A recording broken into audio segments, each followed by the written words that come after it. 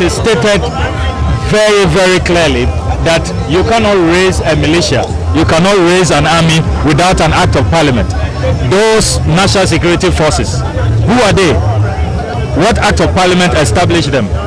It's an illegal militia. It is totally unconstitutional. And I'm surprised that the president has kept Brian Achampong at post.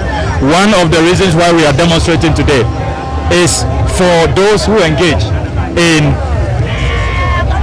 violating the constitution so flagrantly. They ought to be sanctioned. They ought to be punished. The likes of Brian Achampong, who has owned up to this terror, and Hobson Adoye, who says that one NDC supporter, one slap. All of these guys do not deserve our taxpayers' money. They do not have to be paid with the taxpayer. You use the taxpayers' money to resource hoodlums, bloodthirsty charlatans, thugs, bandits, to visit and unleash mayhem on innocent citizens. We cannot accept that. All right. Another reason, of course, the demonstration is also to call for a bit of justice for the vulnerable lives that were wounded during the by-election. Now, the president has gone ahead to actually establish a commission of inquiry. One would say, is it fair to say that isn't this demonstration, getting ahead of yourself, since the commission of inquiry had been put in place to actually ascertain this whole development? Are you not jumping ahead of the gun? What is clear is that but for the pressure of the people, but for the resilience of the people refusing to be cowardly and to refusing to accept the government narrative, this commission of inquiry would not have been set up. Remember that the president's first statement when this happened was that the police is investigating, and he hopes that they will be swift with investigation. And that was it. The president said that the election was free and fair, endorsed the elections.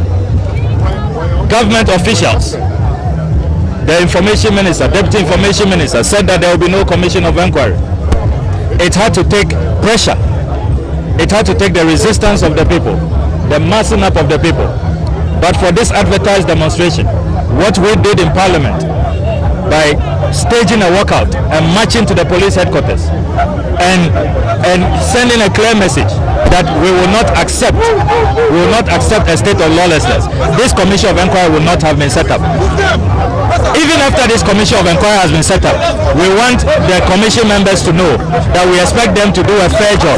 We expect them to be impartial, and we expect them to pursue justice. We do not want this to be one of the many cover-ups that we have witnessed under the Akufo-Addo presidency. And also, we want sanctions to apply. The Minister of State responsible for national security has to be fired even before the commission begins its work, so that he does not attempt to interfere with the commission's work. He ought to be fired. Hobson Adoye, who said that one NDC supporter, one slap, he has to be fired.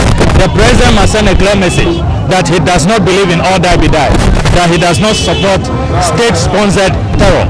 That is what we are looking for. Anything short of that, we will continue with our series of democratic protests until Ghana's image as a beacon of democracy, as a fountain of human rights, is restored.